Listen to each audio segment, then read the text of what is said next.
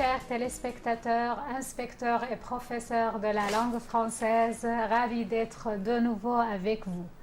On continue notre formation à distance qu'on a débuté la semaine dernière et avec l'analyse d'une unité didactique. Et aujourd'hui, on va consacrer cette session pour réaliser le déroulement de la compréhension orale, la stratégie de la compréhension orale. Avant de commencer notre session, permettez-moi d'accueillir mes chers deux collègues. Bonjour. Bonjour Mouna, bonjour tout le monde. Je m'appelle Mouna Nasra, enseignante de la langue française et formatrice régionale à Alep. Soyez les bienvenus. Merci. Je suis Haïfa Ahsen Abdallah, enseignante de la langue française et formatrice régionale de Tartous. Ravie d'être avec vous. Soyez les bienvenus, chers Merci. collègues. Alors, on va commencer notre session pour aujourd'hui. Prête? Oui, bien sûr. Oui. Alors, on commence la compréhension orale, la stratégie de la compréhension orale. Cette compétence visée dans nos manuels a un objectif général et des étapes à suivre. Oui, Mouna, tu peux nous expliquer, s'il vous plaît? Oui, l'objectif général de cette compétence, la compréhension de l'oral, est de comprendre, écouter et de comprendre des documents sonores dans des situations de communication différentes. Pour enseigner cette compétence, on a 4 étapes à suivre selon la perspective actionnelle. Tout d'abord, on a la première étape, ce que je vois. La deuxième étape est ce que j'entends. On a puis une analyse discursive et enfin l'appropriation personnelle. La première étape, ce que je vois, vise à émettre des hypothèses et ce que j'entends vise à la confirmation de ces hypothèses et encore à une compréhension globale du document sonore. L'analyse discursive sert à repérer les outils linguistiques, mots et expressions relatifs au thème abordé et à l'acte de langage dans chaque unité. Et enfin, dans l'appropriation personnelle, l'apprenant va réutiliser ces mots, ces outils linguistiques pour parler et pour exprimer dans cette phase. Alors, chère Mouna, on a toujours un objectif thématique traité dans plusieurs situations de communication. L'une de ces situations de communication, il y a des situations de communication qui sont consacrées pour la phase de la compréhension orale. Et l'apprenant et le professeur et l'apprenant sont invités à faire plusieurs analyses en suivant cette démarche ou cette réalisation que tu viens d'expliquer, Mouna. Oui, Haïfa, tu peux nous donner une idée, s'il vous plaît? Bien sûr. La stratégie de l'oral commence toujours par des hypothèses émises selon une analyse des illustrations, des images, des photos, des dessins. Donc, il s'agit d'une analyse au niveau préparatif. On passe ensuite au repérage des éléments de la situation de communication à partir des questions qui concernent la situation de communication, les personnes, le temps, le lieu, ainsi que le thème. On passe ensuite à une analyse discursive qui se fait en 3 niveaux. Une analyse au niveau des mots qui se fait à travers des questions qui portent sur le mot, sur le lexique qui est en relation au thème abordé. Deuxièmement, on a une analyse au niveau des expressions et surtout avec des questions qui portent sur les outils linguistiques, sur les locutions, les expressions qui sont en relation à l'acte de parole. Ensuite, on a une analyse au niveau des idées à travers des activités qui visent la compréhension détaillée du document sonore. Et comme ça, mes chers collègues, on peut arriver à la production finale. Et il s'agit ici d'une production applicative suivant la situation de communication du document sonore. Oui, alors... je peux ajouter, oui, bien Mouna, sûr. Oui. je veux ajouter que l'analyse des idées ne se fait pas dans le cycle de base. Elle se fait dans le cycle secondaire, c'est-à-dire au niveau A2, B1, parce que dans ce cycle-là, on commence à apprendre les relations entre les phrases complexes, par exemple les relations de cause, de conséquence et d'opposition. Oui, tout à fait. Merci bien, Mona. Alors, Haïfa, tu viens de dire que l'enseignant, avec ses apprenants, font une analyse du document tout entier. Exactement. Commençons par l'analyse de l'illustration des photos qui vise à émettre des hypothèses. Puis, Bien on a sûr. le premier écoute et on fait une analyse au niveau de la situation de communication, l'identification de la situation de communication et ces éléments. Et après, on a un objectif, un acte de langage. Cet objectif et cet acte de langage ont des outils à réaliser. On les travaille durant l'analyse discursive et on fait cette analyse aux trois niveaux. Il y a des activités qui visent le repérage des mots relatifs à l'objectif thématique et on a des activités qui visent le repérage des expressions et des locutions qui sont en relation avec l'acte de langage. Et on a, comme Mona a dit, une analyse en ce qui concerne les idées, les relations logiques entre les idées, la relation de cause, de temps, de conséquences, etc. Tout cela, pourquoi faire? Pour que les apprenants arrivent à la fin à réaliser l'acte de langage et parler de l'objectif thématique abordé dans l'unité. Ces étapes, ces 4 étapes, Haïfa, on les fait dans une seule période? Bien sûr que non. Oui. On a 2 périodes qui sont consacrées pour réaliser ou bien pour expliquer une leçon de compréhension orale. Et comme vous avez dit, qu'on a 4 étapes. Chaque 2 étapes se fait en une période. La première période contient ou bien concerne l'étape de l'observation, ce que je vois, et celle de la découverte du contenu du document sonore, ce que j'entends.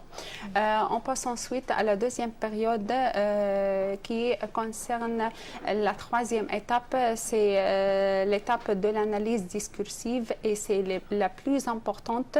Et mes chers collègues, je veux attirer votre attention à ce qu'on doit faire ou bien travailler soigneusement cette phase, puisqu'on doit repérer tous les lexiques qui sont en relation au thème, à l'objectif thématique, ainsi que les expressions, les outils linguistiques qui sont en relation à l'acte de parole. Cette phase est très nécessaire puisque lors de cette phase, on prépare l'élève à repérer, à obtenir tout ce qui est demandé, tout ce qui est visé, à faire l'activité suivante, c'est-à-dire la dernière étape est celle de l'appropriation personnelle.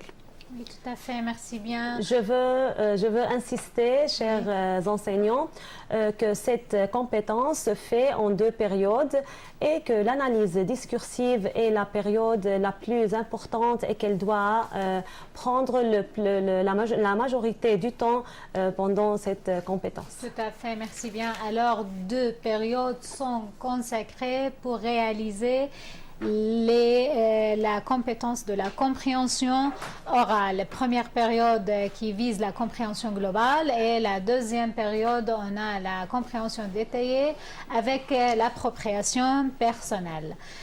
Alors, 2 périodes à faire. Avant de commencer le déroulement, avec un exemple du baccalauréat Mouna, toujours on commence notre unité ou chaque unité dans n'importe quel manuel par une phase qu'on appelle la phase de sensibilisation. Oui. Cette phase a un objectif et aussi une démarche à suivre pour la réaliser. Tu peux nous expliquer ça, s'il vous plaît? Oui, la phase de sensibilisation, c'est-à-dire l'analyse de la couverture de l'unité.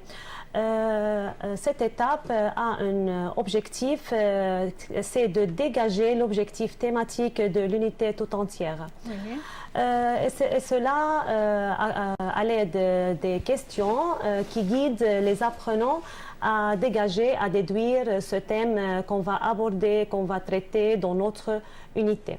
Alors, nos questions qu'on doit les poser doivent être comme un guide, doivent guider les apprenants à déduire l'objectif thématique de l'unité. On va prendre l'exemple de la première unité de la classe du bac. Comme enseignant, tout d'abord, je demande à mes apprenants d'observer la couverture et je pose toujours la question qu'est-ce que vous voyez dans cette image? Alors, tu peux m'aider, Haïfa. Qu'est-ce que tu vois dans cette image? Je vois des feux d'artifice, je vois des gens. Alors, où sont ces gens? Peut-être ils sont dans une rue, dans une place publique ou bien dans un quartier. Et que font-ils? Ils font la fête. Bien sûr. À ton avis, de quelle fête s'agit-il? Je pense qu'il s'agit du Nouvel An.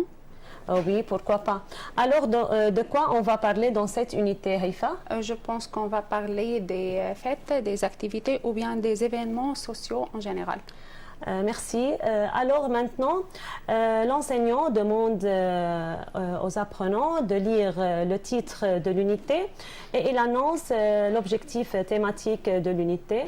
Et c'est terminé la phase de sensibilisation. Oui, merci bien, chers collègues. Alors, chers enseignants, toujours on commence l'enseignement de n'importe quelle unité par l'identification de l'objectif thématique en analysant la page de la couverture et cette analyse ou cette sensibilisation se fait toujours dans la première période de la compréhension orale puisqu'on commence toujours nos unités par cette compétence, la compréhension orale.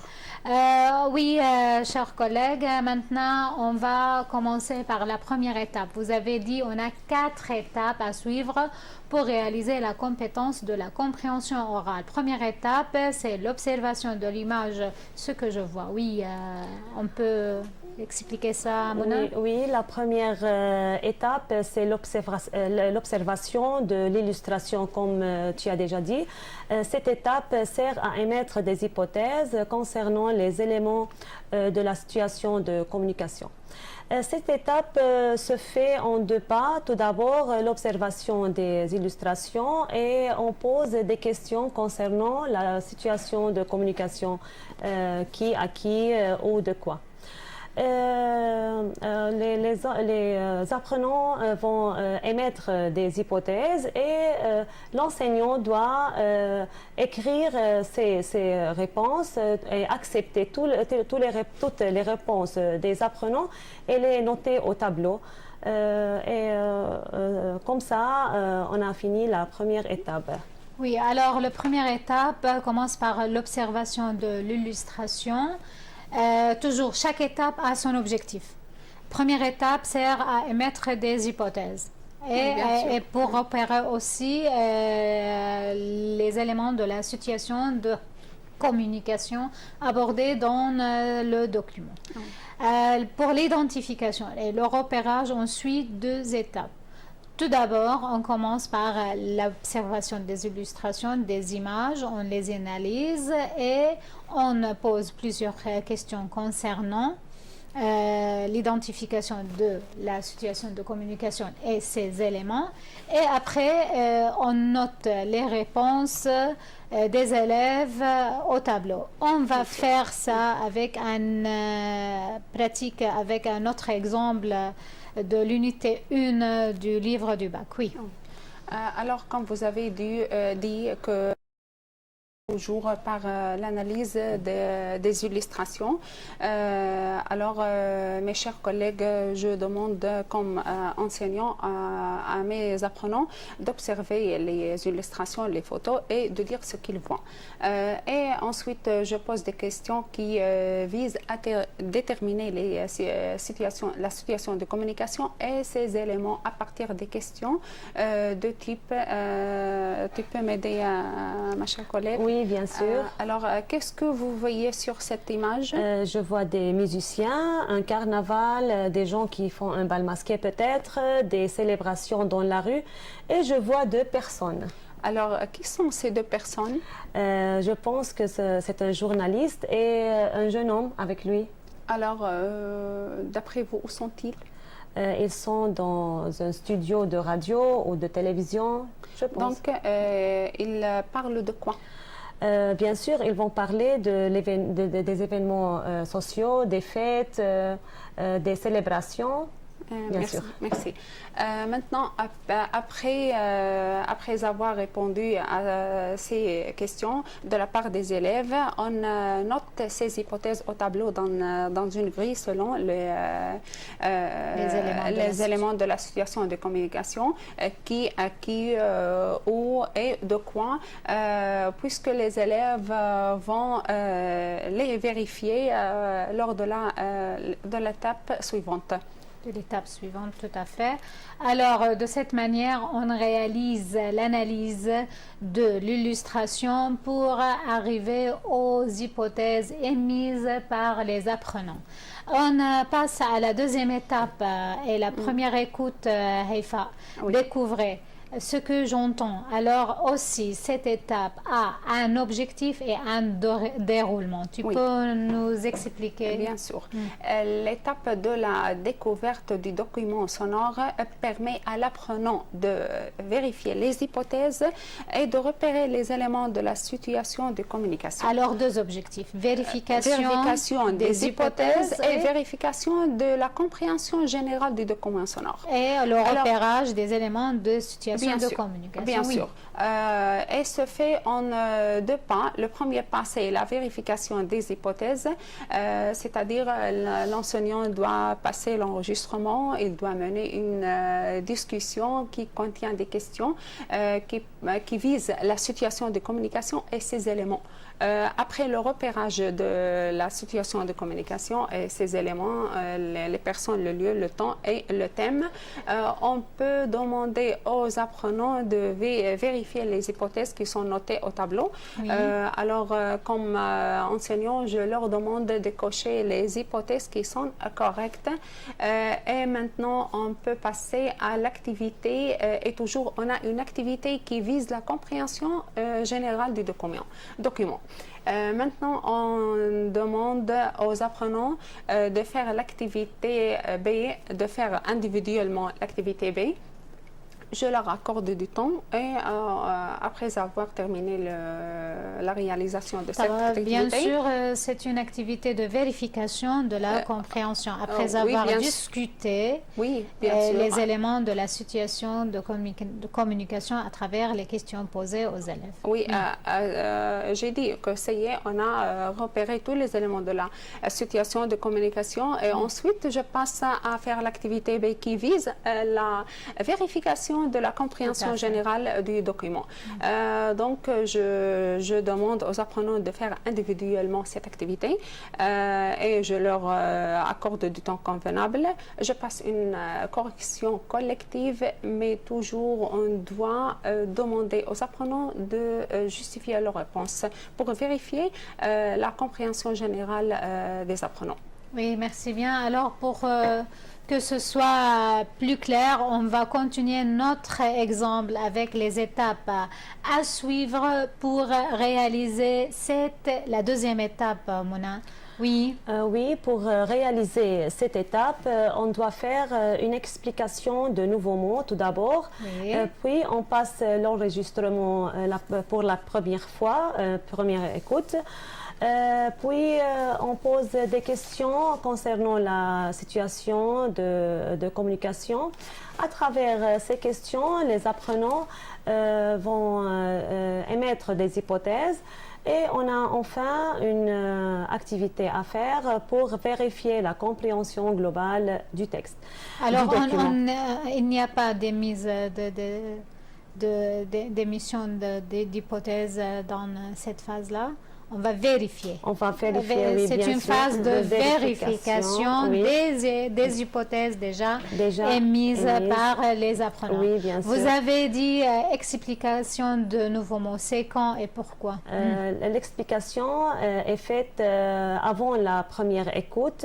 Il est nécessaire, chers enseignants, de lire et de clarifier ces mots qui se trouvent dans l'encadré vocable. Parce que ce sont des mots-clés, des mots visés qui vont aider les apprenants à mieux comprendre le document sonore. Mais lors de l'analyse discursive, vous devez retenir ces mots dans leur contexte. Oui, tout à fait. Alors, la lecture de nouveaux mots, c'est avant de passer l'enregistrement pour clarifier ces mots. Ce sont des mots clés pour que l'apprenant soit capable de comprendre l'enregistrement, mais le repérage de ces mots toujours dans un contexte. Maintenant, comment on fait le repérage, comment on identifie la situation de communication et comment on repère ces éléments, Haïfa? Oui, on passe maintenant l'enregistrement et on mène une discussion qui contient des questions visant la situation de communication et ces éléments. Les questions seront de type de quoi s'agit-il? C'est pour identifier la forme, identifier la nature du document et la forme du document. Prenons l'exemple de cette unité. Qu'est-ce que vous venez d'entendre? À dire qu'il vient d'entendre une interview. Maintenant, on peut poser d'autres questions qui portent sur les personnes qui parlent à qui, au sens ces deux personnes, ou bien les personnes, et de quoi parle-t-il? Maintenant, on a repéré tous les éléments de la situation de communication et on peut passer à l'activité pour vérifier la compréhension générale qui vise le repérage des éléments de la situation de communication. Oui.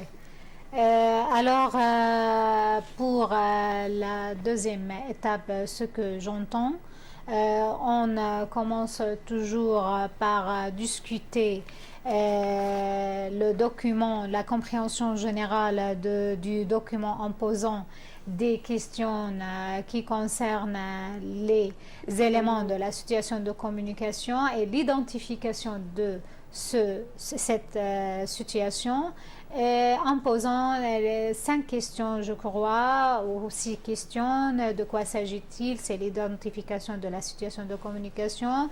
Qui parle à qui? Ce sont les personnes. Quand et où le cadre spatio-temporel de cette situation. Et de quoi le thème général pour arriver, de quoi parle le thème, pour faire la relation avec l'objectif thématique et identifier l'acte de langage à réaliser. À la fin, on passe à une activité. Tout cela se fait lors d'une discussion avec les apprenants. Après, les apprenants, ils ont toujours chaque étape. On a 2 tâches à faire. La première tâche c'est l'explication avec. Le repérage se fait entre une discussion, interaction avec les apprenants. Et la deuxième étape se fait, les apprenants font une activité pour vérifier leur compréhension. D'accord. Maintenant, passons à la troisième étape, Mona, celle de l'analyse discursive. Cette étape, Mona, est une étude approfondie pour repérer les outils linguistiques, mots et expressions relatifs au thème. Tout d'abord, l'enseignant a à faire un petit rappel avant de commencer cette étape parce que cette étape sera réalisée pendant la deuxième période. Alors, il va faire un petit rappel en se basant sur l'illustration, bien sûr, et en posant des questions sur la situation de communication déjà traitée dans le document sonore. Oui. Puis, il va poser des questions constructives sur les idées détaillées du document. Ces questions visent à repérer les mots, les outils linguistiques relatifs au thème et à l'acte de parole. Et enfin, on a une activité à faire pour la vérification de la compréhension détaillée des apprenants. Alors, chers enseignants, comme vous avez vu, l'analyse discursive, c'est une étude approfondie du document. Cette étude vise le repérage de tout ce qui est en relation avec l'objectif thématique et l'acte de langage. On a des activités, des questions posées par l'enseignant lors de l'explication qui vise le repérage des mots en relation avec l'objectif thématique et des questions qui visent le repérage des expressions et des locutions en relation avec l'acte de langage, l'acte de parole ou bien l'acte de langage abordé dans le document. Et à la fin, on a une activité à faire pour vérifier la compréhension détaillée de documents. On passe à un autre exemple, Mona. Comment on fait le rappel? Oui, c'est en basant sur l'illustration, bien sûr.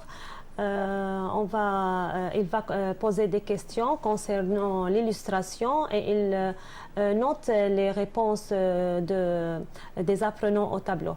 Par exemple, qui sont ces deux personnes? Vous vous rappelez, c'est un présentateur et un organisateur d'événements.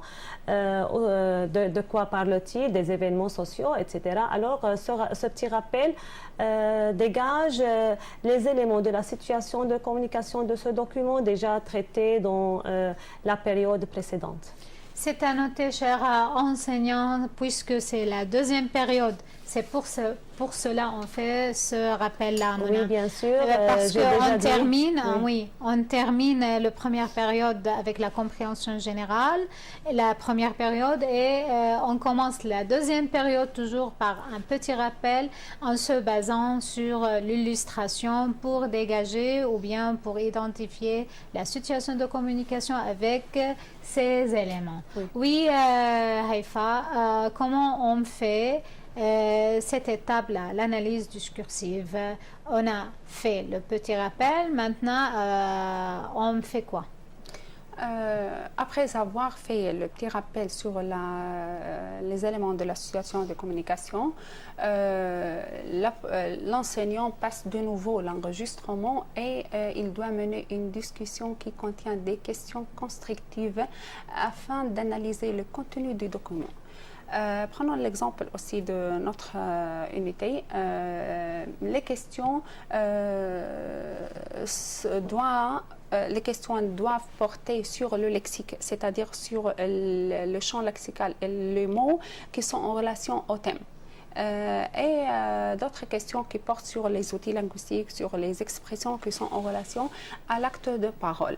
Et dans cette unité, on a des questions qui visent à l'identification d'un événement social, par exemple. Oui. Alors, je pose aussi des questions qui portent sur le genre, les données, toutes les données d'un événement social, c'est-à-dire de quel genre, de quel domaine. On pose des questions sur le lieu, sur le temps, et on pose des questions qui portent sur les personnes qui participent, qui organisent ces événements, quelles sont les activités, et n'oublie pas les questions qui portent sur le but de chaque événement. Oui, maintenant, je vais attirer l'attention de mes chers enseignants, mes chers collègues, que vous devez faire recours à des questions toujours constructives qui visent le lexique, le champ lexical qui est en relation au thème, ainsi que les expressions, les outils linguistiques qui seront ou bien qui sont en relation à l'acte de parole. Pourquoi? Parce que lors de cette phase, on doit bien préparer l'élève à obtenir tout le lexique, tout le champ lexical qui est visé, qui est nécessaire pour bien faire ou bien exécuter l'étape suivante, c'est l'appropriation personnelle. Oui, merci bien, Haïfa. Alors, après qu'on passe pour la deuxième fois l'enregistrement, on pose des questions constructives qui visent tout ce qui est nécessaire pour réaliser l'acte de langage, présenter un événement social et l'objectif thématique est de parler des événements sociaux. Alors, poser des questions constructives, ça veut dire quoi, Mona? Les questions constructives, c'est-à-dire que chaque question est basée sur l'autre. C'est-à-dire que la réponse de la première question introduit la deuxième question. Et c'est pour cela l'enseignant doit profiter des réponses de ses apprenants pour introduire ou pour poser la question qui suit. Mais si, chers étudiants, chers enseignants, vos apprenants n'arrivent pas à dégager ou à répondre convenablement, à repérer les mots et le lexique relatif, le champ lexical relatif au thème, vous pouvez reformuler ces questions, simplifier ces questions pour aider vos apprenants à répondre à vos questions et à repérer ce champ lexical. Je peux ajouter encore maintenant, tout est repéré, tout est prêt. Il faut noter tous ces mots, tout ce champ lexical au tableau pour que les apprenants en profitent dans leur appropriation. Et il vaut mieux de classifier ces mots selon le domaine, le genre, les activités, l'organisateur, ou peut-être selon un nom, un verbe, des adverbes. Du champ lexical visé. Oui, bien sûr. Oui, alors les questions constructives doivent viser le repérage de tout ce qui est nécessaire à utiliser pour réaliser l'acte de langage et parler de l'objectif thématique. Ces questions, par exemple, Haïfa, tu as dit que présenter un événement social à ces données.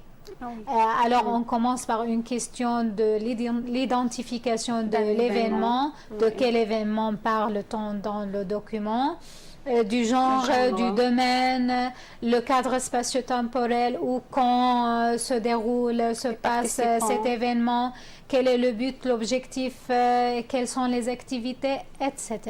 Alors, chaque question introduise la question suivante.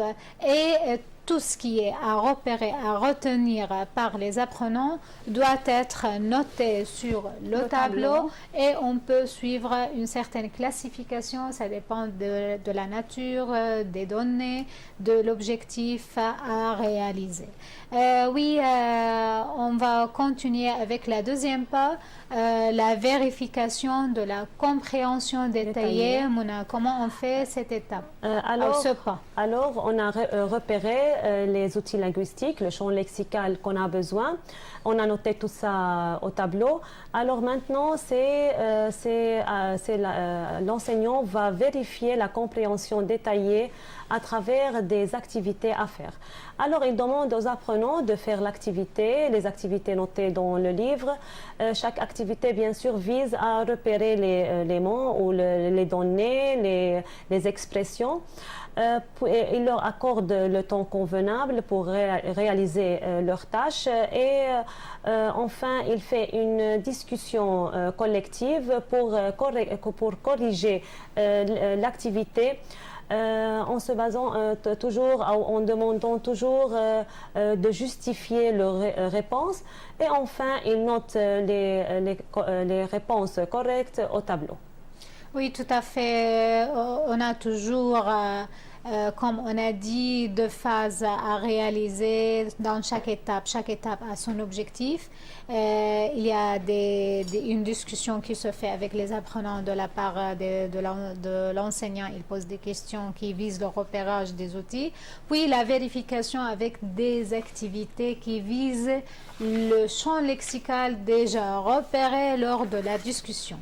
Alors maintenant, on passe à la troisième étape, Haïfa. La Quatrième étape, passer à l'action, l'appropriation personnelle. Oui, quel est l'objectif de cette étape? Comment on la réalise? Cette étape donne à l'apprenant l'occasion de réutiliser, de réemployer tout le lexique, les mots et les expressions, les outils linguistiques qui sont en relation au thème et à l'acte de parole pour s'exprimer à l'oral. Ouais. Maintenant, on a repéré tout le lexique visé, tout le lexique qui est en relation au thème, les expressions, les outils linguistiques qui sont en relation à l'acte de parole. Alors, on peut, mes chers collègues, de faire cette activité. Mais avant, on doit passer de nouveau l'enregistrement pour que les apprenants en profitent dans sa totalité. Je leur ensuite de lire la consigne, de l'analyser pour déduire l'acte de parole visé. Cette activité se fait en deux pas. Le premier pas, c'est le pas de la préparation et qui se fait, comme j'ai dit, par la lecture de la consigne, l'analyse de la consigne pour déduire toujours l'acte de parole visé.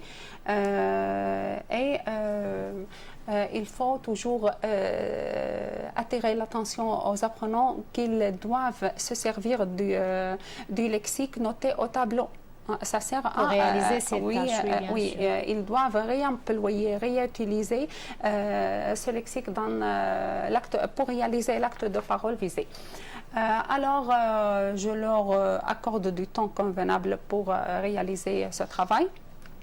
Je passe, comme enseignant, je passe entre les apprenants, je les aide si nécessaire.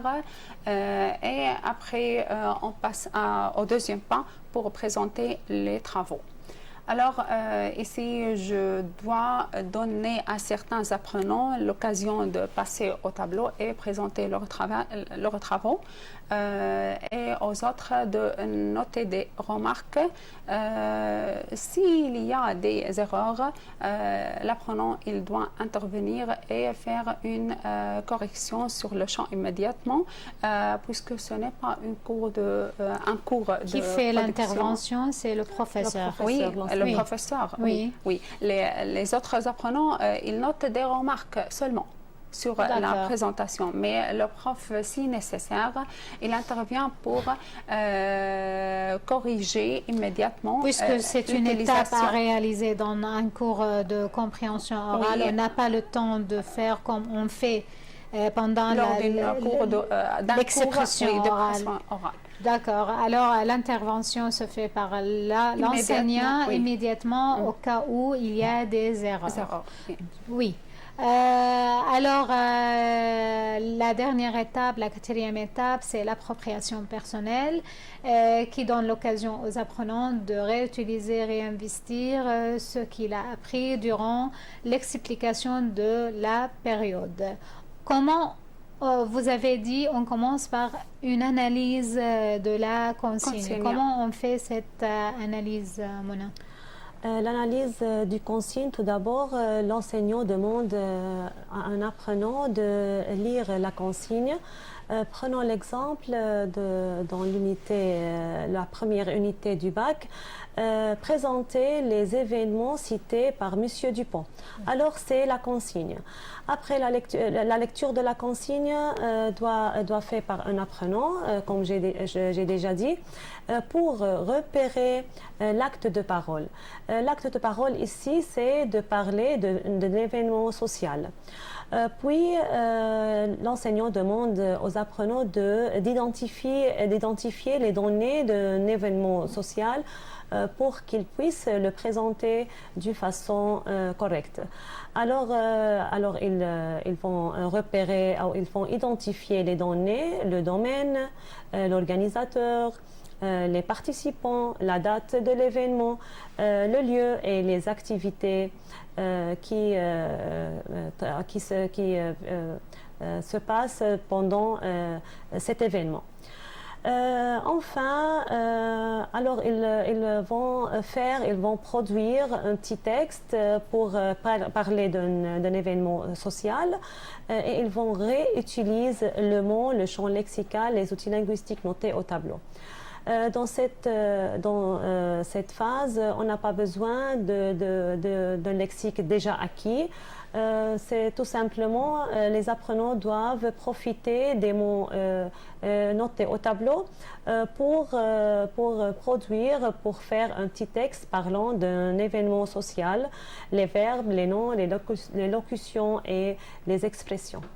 Oui, tout à fait. Oui. Et puisque toutes les données d'un événement social notées au tableau selon le domaine, le genre, l'organisateur, c'est-à-dire les personnes, quel que soit organisateur ou bien participant, ça sera très facile à l'apprenant de réutiliser ce lexique pour présenter un événement. Oui, merci.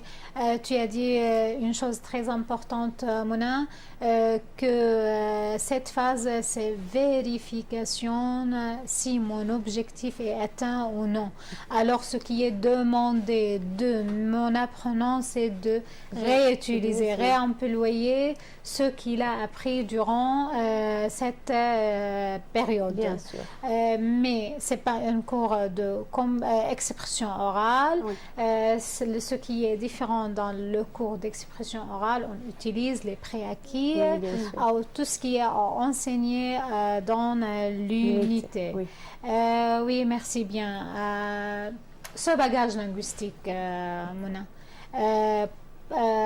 l'apprenant, on va faire une évaluation pour le baccalauréat et le brevet. Oui. Il les trouve où? Ce bagage linguistique, les apprenants vont le trouver dans leur papier d'examen, à l'examen final. Dans quelle question? Dans la question de la compréhension de l'écrit, dans le texte similaire. Il y a bien sûr plusieurs mots parmi ce champ lexical. Et dans une autre question qui est la mise en ordre, encore, elle va trouver ces mots, ce lexique.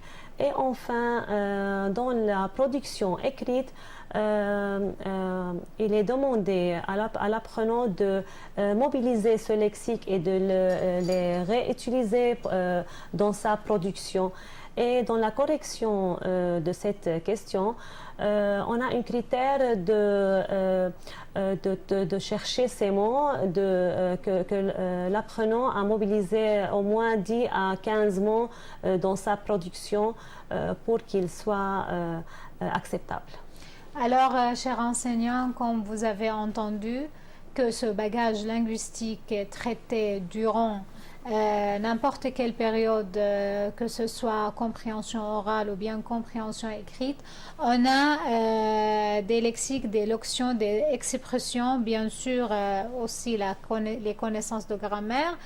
Tout cela sont au service de l'évaluation qu'ils vont passer. Ce bagage linguistique, on le trouve dans la question de la compréhension écrite dans le texte similaire et aussi dans la question de la mise en ordre, selon l'objectif abordé. Et aussi, il y a un critère très important à attirer l'attention des étudiants que ces mots, vous devez les utiliser dans vos productions à l'examen final écrit parce qu'on a un critère.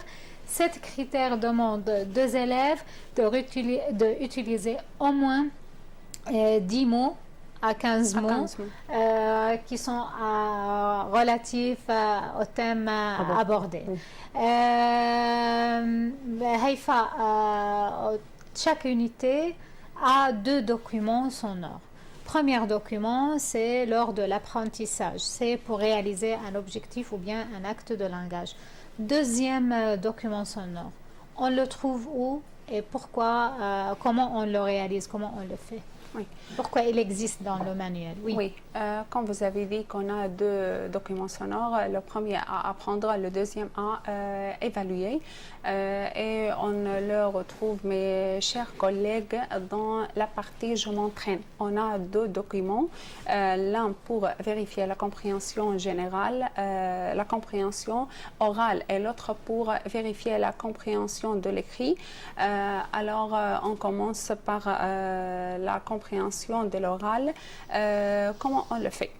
On accorde du temps convenable aux apprenants pour lire les activités, pour lire et découvrir les items des questions. Ensuite, on passe l'enregistrement pour la première fois. Pourquoi? Pour que les élèves puissent réaliser cette activité. Après, on passe de nouveau, après avoir accordé du temps convenable pour exécuter le travail ou bien l'activité, on passe de nouveau l'enregistrement une deuxième fois pour que les apprenants puissent premièrement continuer de faire l'activité et pour vérifier leurs réponses. Oui, tout à fait. Alors, chers enseignants, n'oublions pas qu'on a des activités qui visent l'évaluation. On a 2 périodes sont consacrées pour cette évaluation. La première période se fait après avoir réalisé les 2 compétences, compréhension orale, compréhension écrite. Pour comment on fait la réalisation de l'évaluation de la compréhension orale, ça se fait pendant 10 minutes seulement. On commence, on invite les apprenants à lire les questions soigneusement. On leur donne 3 minutes pour lire les items des questions. Et puis, on passe la première fois l'enregistrement. Après la première écoute aussi, on accorde un temps pour que les apprenants puissent répondre à ces questions pendant 2 minutes. Et puis, on passe une deuxième fois l'enregistrement et aussi on accorde un temps précis aux apprenants pour vérifier leurs réponses et essayer, on a terminé. C'est très important à le faire durant l'apprentissage parce que c'est une compétence visée dans et évaluée, n'est-ce pas? Oui, bien sûr. Et c'est bien. Est-ce que c'est évalué dans le brevet et le bac? Malheureusement, Mona, on ne fait pas l'évaluation orale dans l'examen de la classe de bac et de 9e. Mais cette évaluation est à faire pour les classes de 7e, 8e, 10e et 11e. En espérant que cette évaluation orale se fait prochainement dans les examens à venir. On travaille sur cette idée. Eh bien, oui, on travaille sur cette idée. On espère les apprenants vont passer les 2 compétences, compréhension et expression orale, prochainement, Inch'Allah, si Dieu le veut, et le ministre aussi. D'accord. Alors, on arrive à la fin de notre session. Pour aujourd'hui, je voudrais vous remercier, chers téléspectateurs, chers professeurs de la langue française, et un grand merci pour vous, mes chers 2 collègues, Mouna Nasra, formatrice et enseignante d'Alep, Haïfa Abdallah, formatrice et enseignante de Tartous, et moi, Mouna Ahmed Zaineddine, inspectrice générale du bureau de l'inspection générale du ministère de l'Éducation. Merci à votre écoute et à la prochaine. Au revoir. Merci.